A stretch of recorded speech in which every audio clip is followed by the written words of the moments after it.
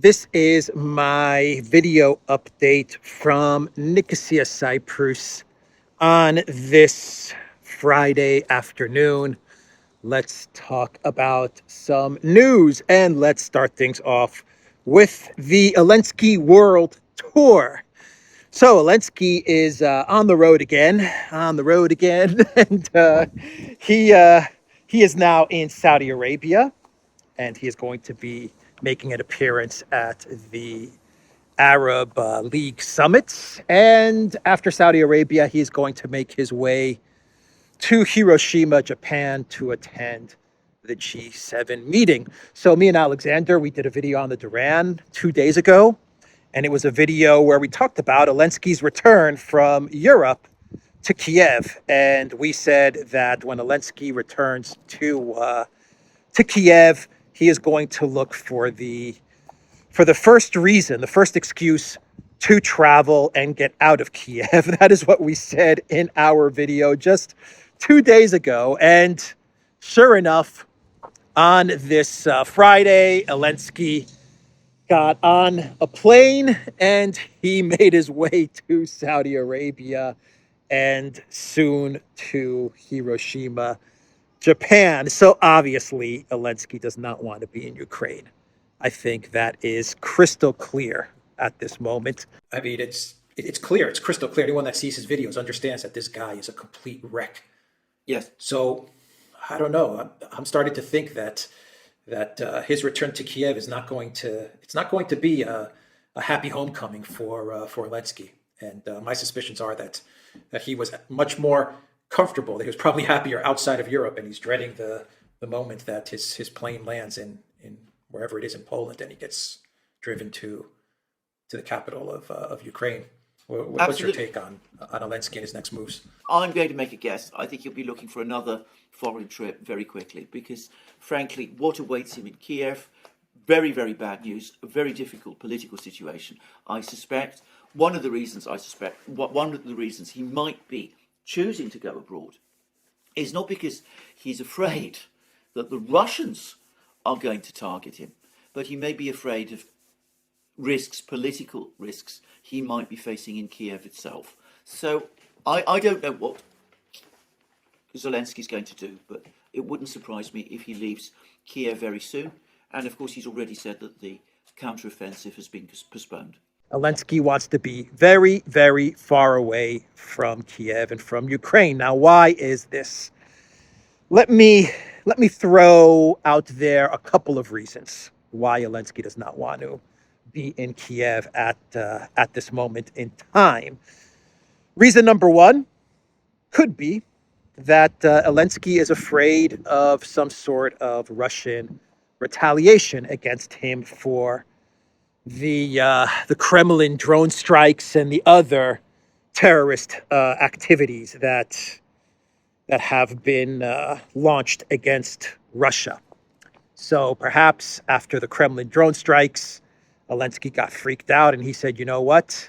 I'm not going to hang out in the capital of Ukraine because the Russians may try to take me out.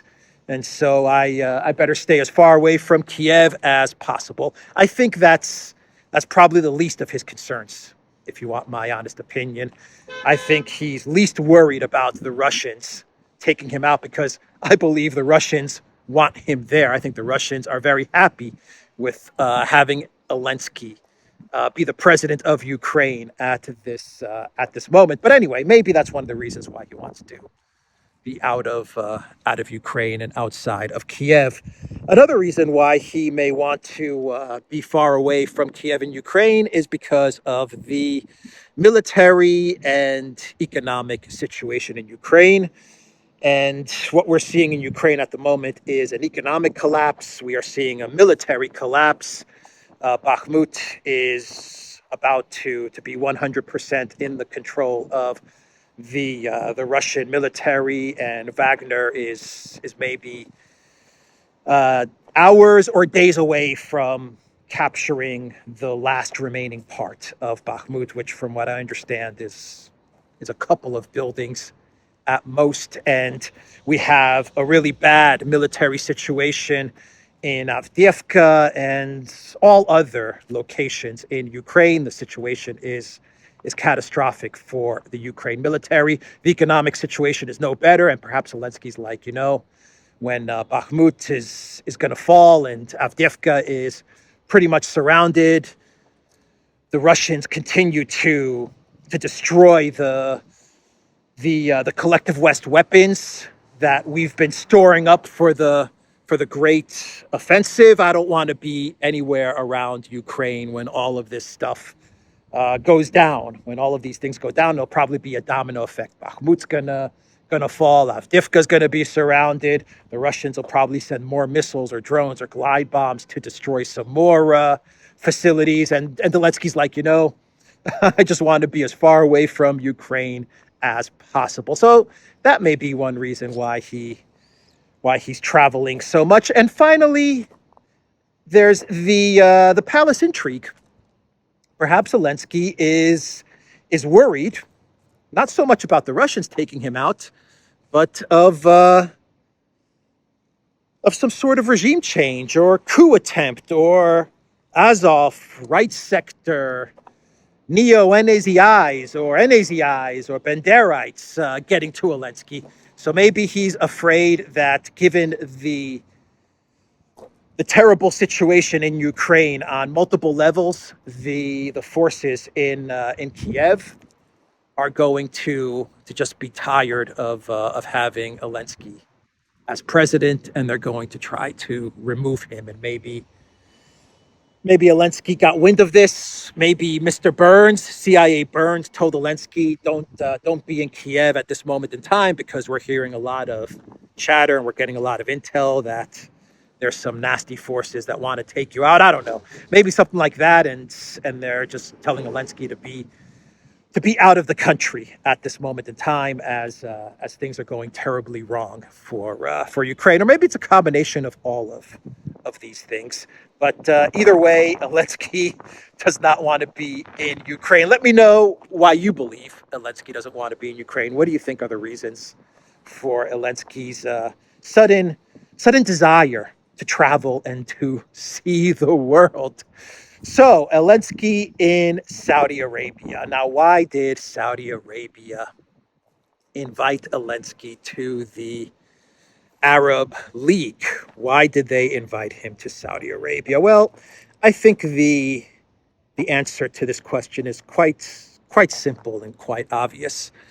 Saudi Arabia, they invited Elensky so that they can take some pressure off of them, which they're getting from the United States, because Saudi Arabia, over the past, let's say, 3 to 6 months, they've been making all kinds of moves towards BRICS, towards the multipolar world order, towards Russia with OPEC and OPEC Plus, towards China with the SCO and all of these things, and the de-dollarization and moving away from the petrodollar, all of these things. I believe Saudi Arabia, they said, we've been doing all of these moves to start to distance ourselves from the United States and the Biden White House, but they're putting us under a lot of pressure, and they continue to nag us and continue to threaten us and continue to pester us. And so let's give them something. And I think the something that they're giving them is an invitation to Zelensky to attend the Arab League, because I'm positive that Blinken or Newland probably called up MBS and they said, look, we got to get Zelensky out of Kiev now, like at this moment. So before he heads to the G7, can he spend a day or two with you guys in Saudi Arabia? Please do us this solid. just invite Zelensky to the Arab League. It'll be good PR for Zelensky. It'll make it seem like he's doing something, and that the world hasn't completely shunned him, and that'll relieve some pressure. And that's why the Saudis invited Zelensky to the Arab League. And to be quite honest, it doesn't cost them anything. They lose nothing. Russia is going to be very happy having Zelensky travel to the Arab League. The Saudis, they relieve some of the pressure from the collective West, specifically from the United States, and the U.S. is happy because they can pump out articles saying Zelensky to speak at the Arab League, Elensky to attend the Arab League summit in historic first. And Zelensky is loved by the Middle East. They can put out these types of propaganda articles. So everyone is kind of happy. The Russians are very, very happy. They're like, yeah, absolutely. Let Zelensky come to Riyadh. I'm sure MBS called Putin, and Putin's like, yeah, absolutely. That's a great idea. You can get Blinken off your back, MBS. And Elensky could travel to Saudi Arabia. He's not going to get a good reception. You know that everyone in attendance at the Arab League summit, they're not going to be impressed with Elensky. I'm positive that they don't particularly like the guy too much. And he's going to make a fool of himself because wherever Elensky travels, he makes a fool of himself. So for the Russians, this is great. The Russians are like, yeah, the more he travels, the better. Elensky, he's one of those guys that it's much better for him to stay in one place and to be completely managed by the media, by his PR team in the media. The minute he opens his mouth and the minute he starts moving around and interacting with people and traveling and meeting other world leaders is when everyone takes a look at him and they say, God, this guy's a clown. This guy is a clown. He is just not a likable person.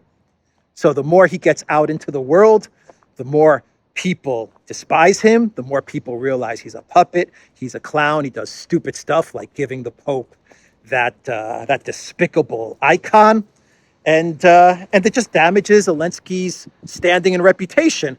So for the Russians, the more he's out and about, the more he's speaking, the more he's interacting outside of Ukraine and outside of the media PR management bubble, the better for the Russians. The Saudis, they get the U.S. off their back, and the U.S., they can run articles about how Elensky is loved in the Middle East, which is going to be which is a complete fiction, a complete lie. But you know, MSNBC and CNN, the New York Times, they'll write these articles and they'll lap it up. They'll eat it up. You know, oh yeah, MBS, he loves Zelensky. And, you know, all the countries at the Arab League, you know, they're all for Zelensky. You see, the Middle East is turning on Russia, and Putin and MBS are going to be laughing at these types of articles.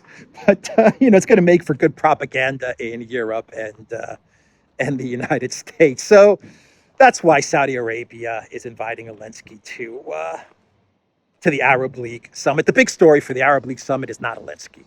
It's Assad. It's the fact that after 12 years, Assad is going to be attending the Arab League summit, and that is the big story. Period. That's it. Assad at the Arab League, welcomed by many of the very leaders and countries that just 2-3 years ago were trying to regime change him. That's the big story. Assad won. Assad made it. He survived. He remains as president and leader of Syria, and he is welcomed back into the Arab League. That is the big story. Zelensky is a side story. So after Saudi Arabia, he's off to the G7, and you know, who cares? Who cares? Who cares about Zelensky at the G7?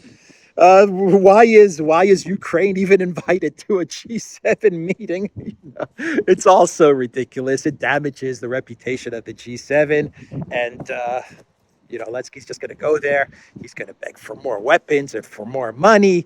And there's already talk about the G7 leaders meeting with Zelensky and talking about his peace deal, right? They're going to say the only peace deal that we endorse is Zelensky's peace deal, not the Chinese peace deal, not the peace formula that South Africa and the African nations are putting together. No, we reject all these peace deals. The only peace deal that we're going to support is the Elensky peace deal. Even Ursula von der Crazy, she came out and she urged all the participants at the G7 to only endorse Elensky's peace formula. And Zelensky, he actually came out with a statement and said that it's time to start working on this peace deal, like it's time to start putting it together.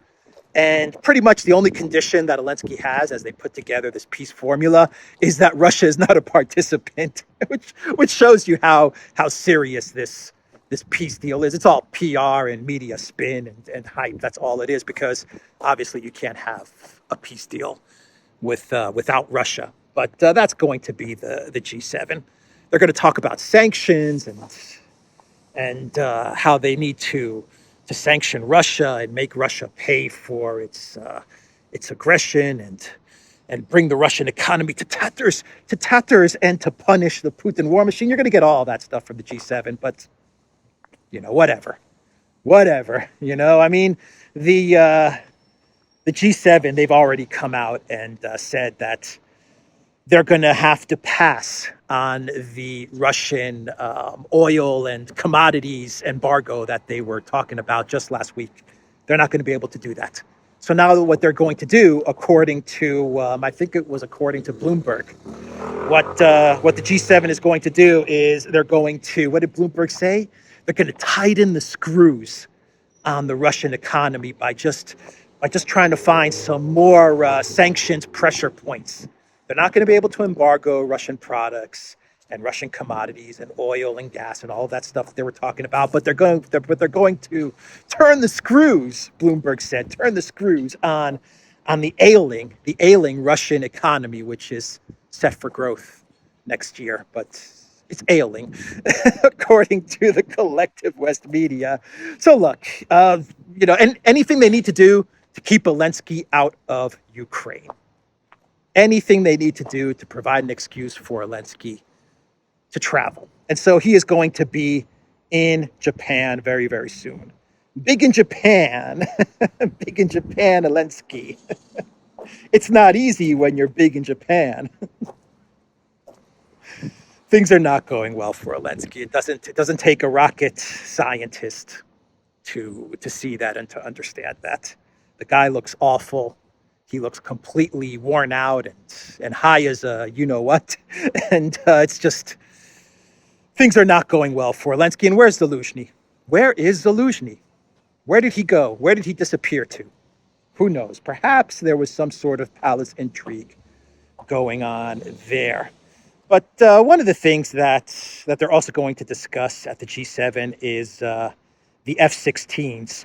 There are sources in the Biden White House which are reporting to collective West media that Biden is going to give the okay to European countries to provide F-16s to Ukraine.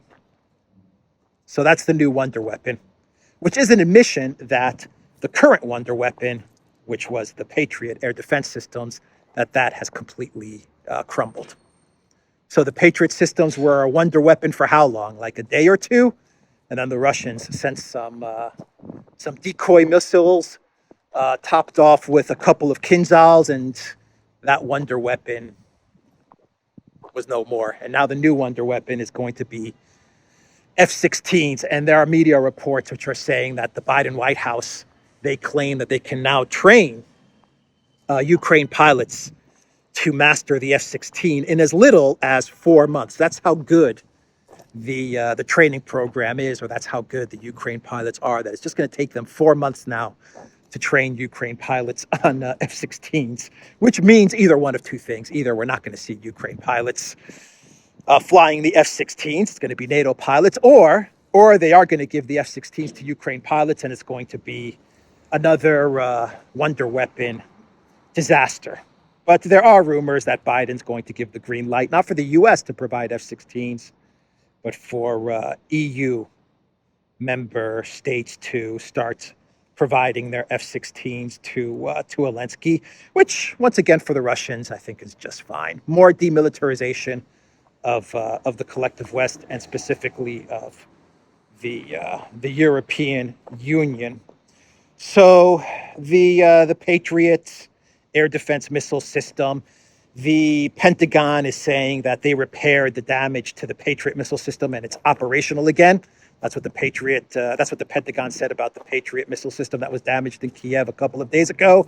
But you have military blogs in the United States, like military blogs that are connected with the Pentagon and the military-industrial complex. They're actually running articles saying that not only was this Patriot system completely demolished, but Zelensky has maybe one more Patriot system left, and that Patriot system is a sitting duck. So you have two contradictory narratives going on right now. You have the Pentagon itself saying that, yeah, we fixed it up, and it's back in operation. And then you have much of the media, which is connected to the MIC and to the Pentagon. They're running articles and they're saying that's not what we're hearing. We're hearing that the Patriot system was kaput, and Ukraine, they really only have one more system, and that thing's going to get demolished by the Russians as well, which leads to a very interesting question. Why are the Russians targeting Patriot systems in Kiev? Why? I mean, I understand why they're targeting weapons facilities and storage facilities throughout Ukraine so that they can prevent and put an end to this counteroffensive. So they just take out all the weapons that were going to be used for the counteroffensive, and they blow up the warehouses and stuff like that. But why are they targeting Patriot systems that are there to protect Kiev? Why are the Russians going after those systems? Is it perhaps because the Russians plan to move on Kiev in the near future? Perhaps.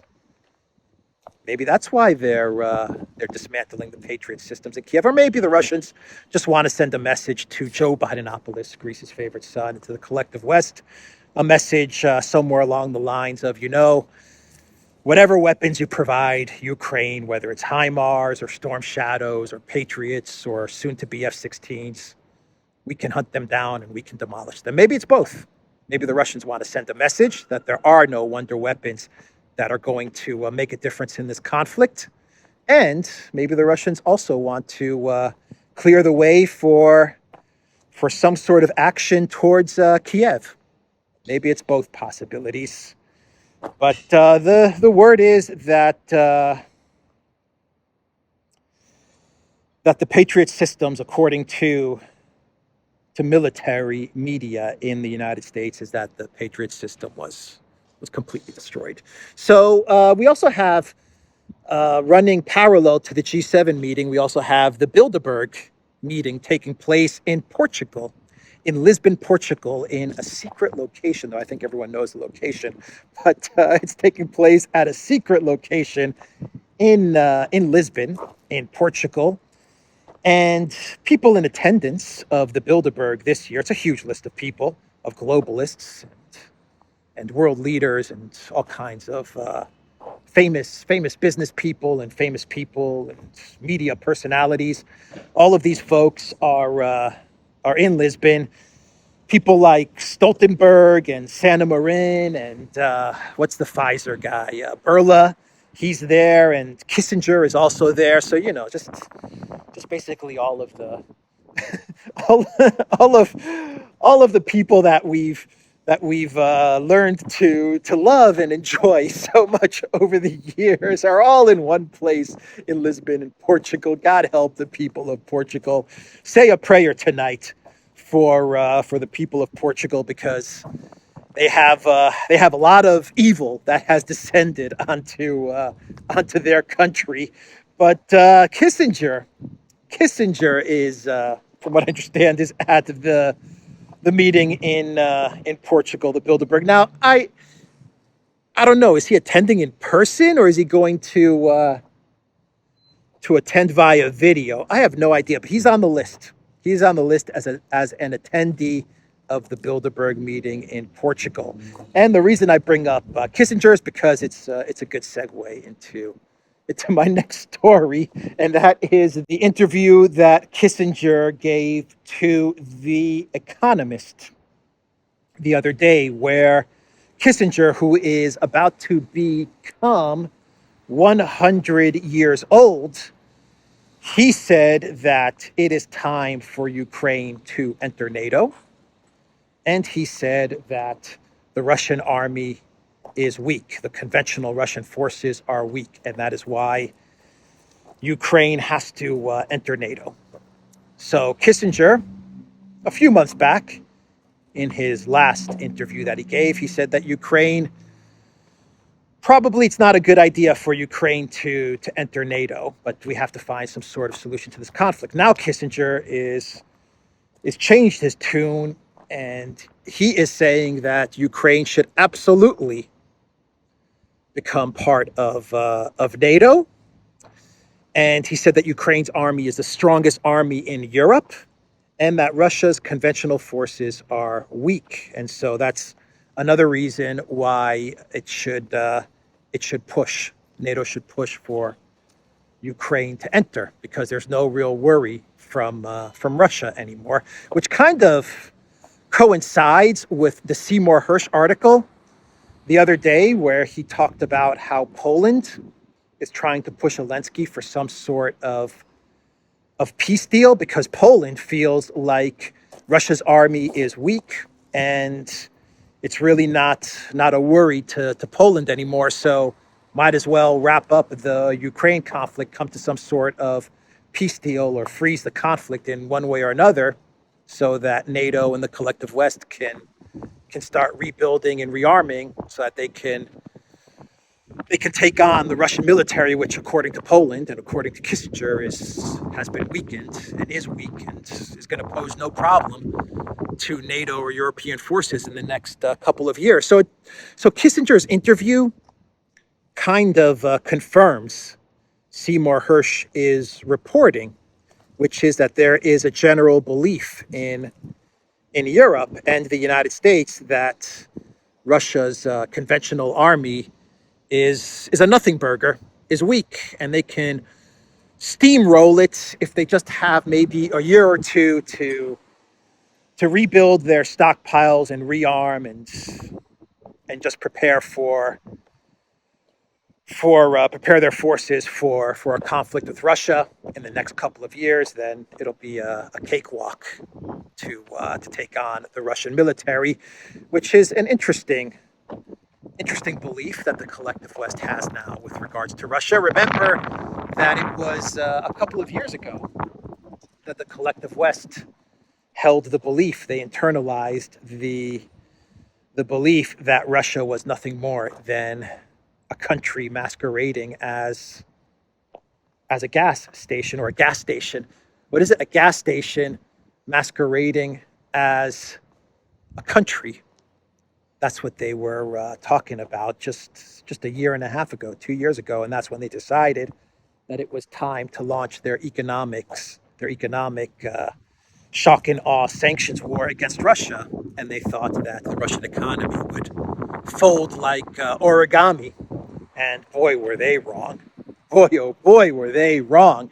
And so you're starting to see the collective West once again buying into its own propaganda, siege of Kiev and Kherson counteroffensive and Kharkiv counteroffensive.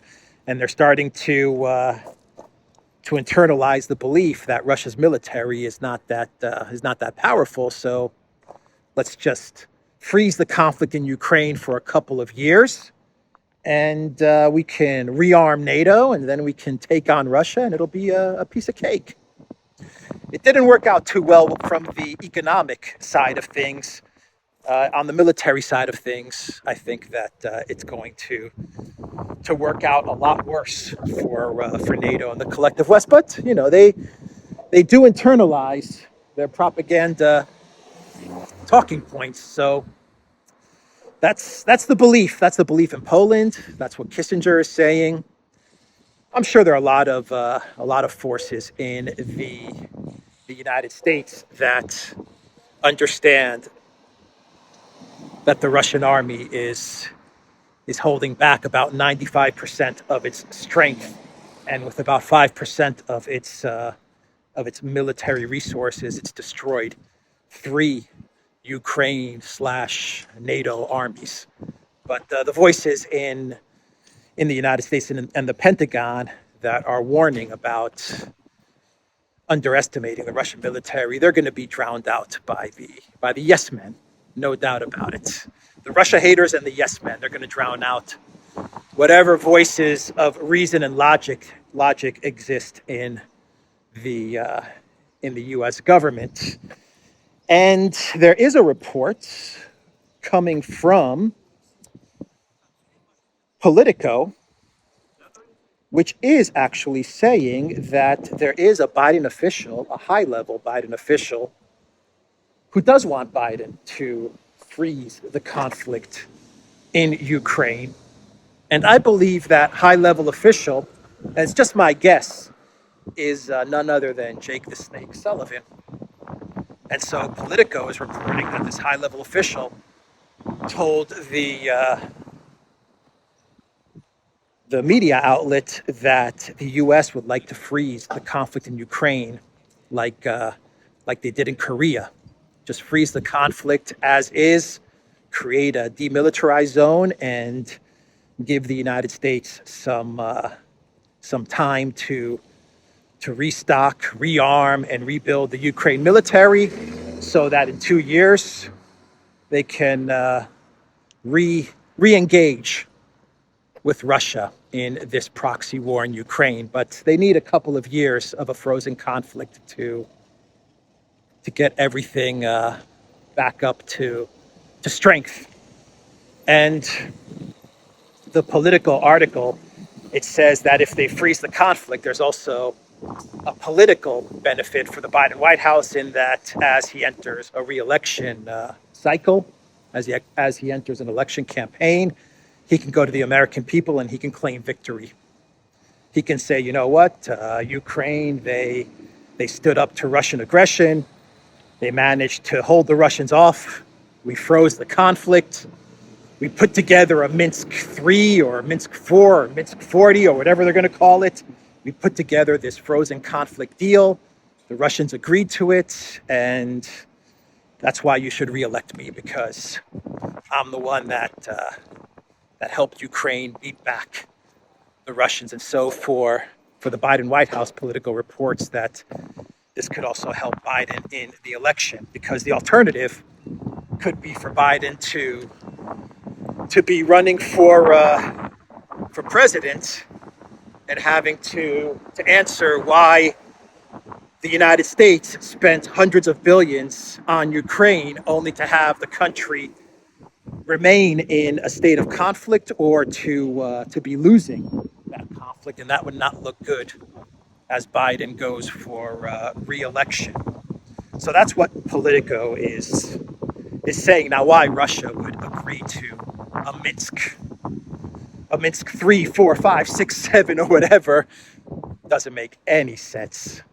Doesn't make any sense at all. Why would Russia agree to freezing a conflict that they're winning on all levels, whether it's economic, military, you name it? Russia's winning, and for them to freeze the conflict would spell the end of the Putin government, I believe, or at least it would damage the Putin government in a very, very big way, because for Russia to allow the conflict to freeze would mean that the Russians will be allowing the collective West to rearm and rebuild Ukraine like they did during the Minsk agreements, and that would mean that Russia fell for the collective West deception once again. So that would not play well in Russia, and I doubt that they would agree to some sort of freeze in the conflict. I don't think that would happen. But you know, Politico is running with this story, and the Financial Times, they're also reporting that the Biden White House is putting pressure on the Elensky regime to either show territorial gains in the next 5 months by September, or else the money risks drying up. And so there's pressure being put on the Zelensky regime. Probably this pressure is not coming from Sullivan, but it's probably coming from the Department of State, Nuland and Blinken and these guys. They're probably putting pressure on Zelensky, telling him, you know what, we don't care. We want an offensive. We demand an offensive. We demand territorial gains. If we don't get territorial gains, then you risk losing all of the collective West money. So the Financial Times is saying that as Zelensky's traveling, as there's talk about freezing the conflict, there's also another side to the U.S. Government, which is pressing Zelensky to just get on with it and launch some sort of big offensive. So that is, wow, what an update on Ukraine. That is a pretty comprehensive update as to what is going on in Ukraine. let's see. We also have, we have Patrushev, who's the Russian Security Council secretary. Many people say he's the second most powerful person in Russia, in the Kremlin. He came out and he said the murder of the journalists like Daria Dugina and Tatarsky, and the attempted murder of Prilepin, that this murder was indeed coordinated by the Kiev regime. Elensky himself, Budanov, definitely. So he came out and gave that statement. And he also said, and let me pull it up here. Give me one sec. Patrushev also said that a radiation cloud is moving across to Poland after the destruction of depleted uranium ammunition in Western Ukraine. Wow, and there is a document that is circulating on the interwebs from the Ukraine Ministry of Health. And this document is basically telling citizens in Khmelnytsky that due to the threat of radiation danger in the city and its environment, it is necessary to take certain precautions and certain measures. Now, this document, from what I understand, has been confirmed as authentic, as actually originating from the Ukraine from the Ukraine Ministry of Health. And it is telling citizens in this region where this big mushroom cloud went off and where rumor has it, this depleted uranium was being stored to take precautions and to be careful. So now you have the number 2 guy at the Kremlin saying that this stuff is moving towards Poland. I mean, he's basically confirming that what Russia blew up was indeed depleted uranium at that facility. So I don't know. That is what Patrushev said in a statement. And if there's anyone that would know what's going on, he would know. But this could be a disinfo operation as well. He could just be throwing some disinformation out there to create panic. So that's a possibility as well. But either way, his statements, both of his statements that he made are pretty interesting, or actually very interesting. So let's do a clown world, and we'll wrap this Friday afternoon video up. And in this clown world, we have reports coming out of the UK, 10 Downing Street, from one of Boris Johnson's communication, I guess it was like a communication director or assistant communication director to the prime minister. Anyway, this guy gave an interview, I believe to some podcast or something. And he said that Boris Johnson, when he was prime minister, that he absolutely despised French President Emmanuel Macron. And when he would speak with Macron, he would just curse Macron out. He would call Macron the C word. And he would say that Macron is Putin's lickspittle.